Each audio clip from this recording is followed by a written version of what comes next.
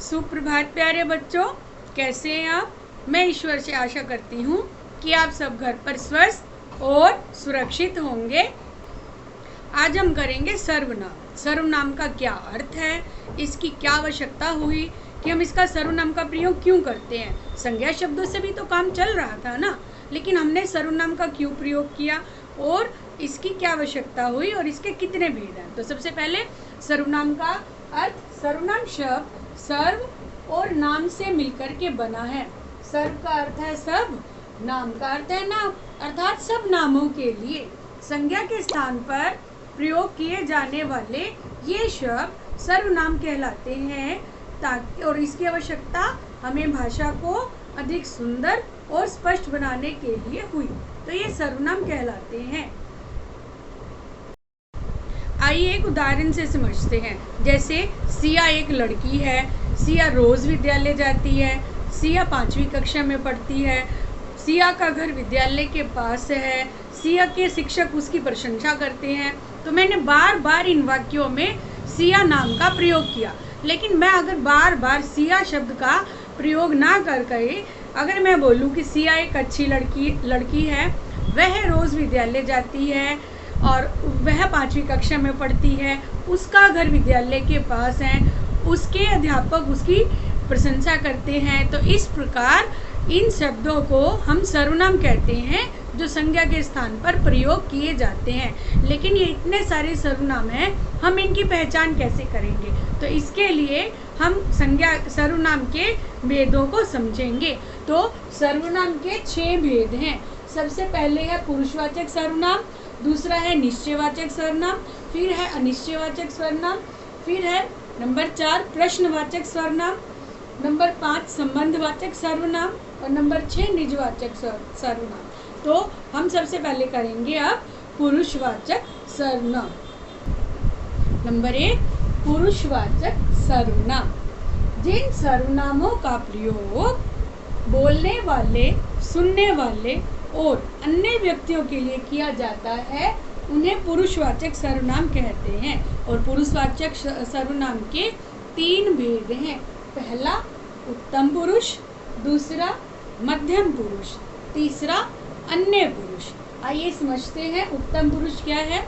जिन सर्वनाम शब्दों का प्रयोग वक्ता अपने लिए करता है, अर्थात बोलने वाला अपने लिए करे, वे उत्तम पुरुष कहलाते, उत्तम पुरुष सर्वनाम कहलाता है। जैसे मैं, मेरा घर यहाँ है।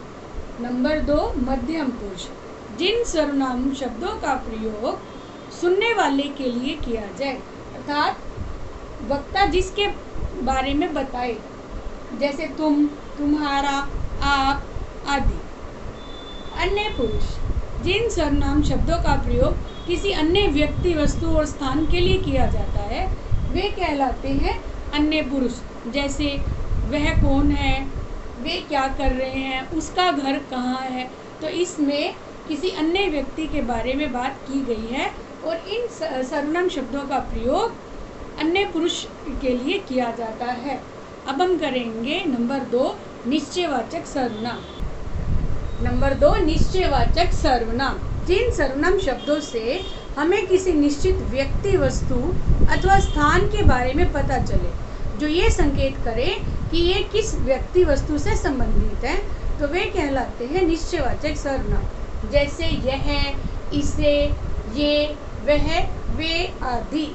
अर्थात उदाहरण से समझिए अब इसे। जैसे यह मेरा घर है, यह मेरा घर है। यह वह किताब राम की है, राम की है। वे मेरे मित्र हैं, वे मेरे मित्र हैं। उदाहरण नंबर 1 में देखिए, इसमें यह शब्द ये बताता है कि यह घर मेरा है, अर्थात हमें यह निश्चित रूप से पता चल रहा है कि यह घर किसका है, मेरा। या यह घर, मैं ये भी लिख सकती हूँ, यह राम का घर है, यह राम का घर है। तो आप अच्छे से समझ जाएंगे कि यह अगर किसका है, राम का है, तो यह क्या हुआ, निश्चयवाचक सर्वनाम। अब वह किताब राम की है या वह किताब रमन की है, तो वह शब्द हमें बता रहा है कि यह किताब किसकी है, तो इसलिए ये क्या हुआ, निश्चयवाचक सर्वनाम। आगे देखिए, वे शब्द, वे मेरे मित्र हैं। अब वे शब्द क्या बता रहा है कि वे किसके मित्र हैं, वे मेरे मित्र हैं, या फिर वे रमन के मित्र हैं, वे श्याम के मित्र हैं। तो इस प्रकार यह, वह, वे, इसे, ये निश्चयवाचक सर्वनाम शब्द हैं जो हमें किसी निश्चित वस्तु, स्थान और व्यक्ति के बारे में बताते हैं। नंबर 3, अनिश्चयवाचक सर्वनाम। जिन सर्वनाम शब्दों का से किसी वस्तु या व्यक्ति का निश्चित बोध ना हो, हमें पता ही ना चले कि कौन आया है, किसके बारे में बात हो रही है, तो वो अनिश्चयवाचक सर्वनाम शब्द कहलाते हैं। और इनके लिए हम प्रयोग करते हैं, जैसे कोई, कुछ, कुछ ना कुछ, बहुत कुछ आदि। आइए उदाहरण देखते हैं। बाहर कोई है।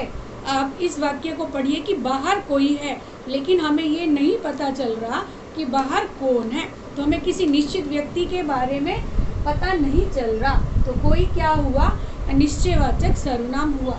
भिखारी को कुछ ना कुछ दे दो, तो या कुछ दे दो, तो कुछ दे दो, ये कुछ शब्द हमें क्या बताता है कि भिखारी को कुछ दे दो, लेकिन क्या, इसके बारे में हमें नहीं पता चल रहा, तो ये भी अनिश्चयवाचक सर्वनाम कहलाएगा।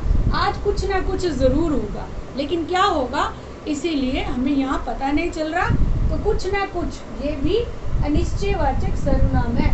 और जिन सर्वनाम शब्दों से हमें किसी निश्चित व्यक्ति और वस्तु के बारे में पता ही ना चले कि किस निश्चित व्यक्ति की बात हो रही है, किस निश्चित स्थान की बात हो रही है, तो वो अनिश्चयवाचक सर्वनाम कहलाएगा।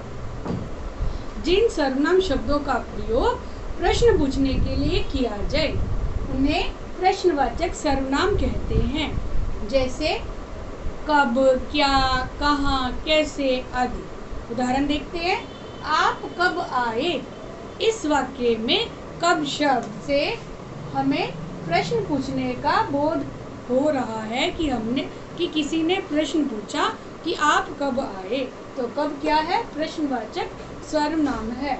तुम्हारा क्या नाम है, तो क्या शब्द से हमें प्रश्न पूछने का बोध हो रहा है। आप कहाँ रहते हैं, कहाँ शब्द से भी हमें प्रश्न पूछने का बोध हो रहा है। तो ऐसे शब्द, ऐसे सर्वनाम शब्द जिनसे प्रश्न पूछने का बोध हो, हमें पता चले, उसे प्रश्नवाचक सर्वनाम कहते हैं। आगे हम करेंगे संबंधवाचक सर्वनाम में। देखिए, जो सर्वनाम शब्द वाक्य में आए अन्य संज्ञा और सर्वनाम शब्दों से उसका संबंध बताते हैं, वे कहलाते हैं संबंधवाचक सर्वनाम। उदाहरण देखिए, जैसे जिसकी, उसकी, जो, सो, जैसा, वैसा। नंबर 1, जिसकी लाठी उसकी भैंस। इस वाक्य में देखिए, ये जिसकी लाठी, जिसकी लाठी है, अर्थात ये भैंस भी उसी की है, तो जिसकी का संबंध उसकी से है, तो ये वाक्य इस वाक्य से संबंधित है। और जिसकी और उसकी से हमें ये इन वाक्यों में संबंध स्पष्ट हो रहा है। जो करेगा सो भरेगा, तो यहाँ जो और सो, अर्थात जो जैसा काम करेगा वो वैसा ही उसको फल भी उसको वैसे ही मिलेगा। जैसा उसने कहा वैसा मैंने किया, तो ये उसने जैसा कहा मैंने किया, तो ये जैसा और वैसा शब्द इस वाक्य इसका संज्ञा सर्वनाम शब्दों से संबंध स्थापित कर रहे हैं, तो ये है संबंधवाचक सर्वनाम। अब करेंगे निजवाचक सर्वनाम। जो सर्वनाम शब्द वाक्य में कर्ता अपने लिए प्रयोग करता है उसे निजवाचक सर्वनाम कहते हैं। जैसे आप, स्वयं, खुद, अपने आप आदि। उदाहरण देखिए, नंबर 1, मैं अपना काम स्वयं करूँगा। इसमें मैं अपना काम स्वयं करूँगा, ये निजवाचक सर्वनाम है। मैं अपने आप चला जाऊँगा, तो यहाँ देखिए अपने आप शब्द क्या है, निजवाचक सर्वनाम है। मैं अपना बस्ता खुद साफ करूँगा, इसमें निजवाचक सर्वनाम है खुद। तो इस प्रकार उसे निजवाचक सर्वनाम कहते हैं। तो सर्वनाम के कुल 6 भेद हैं।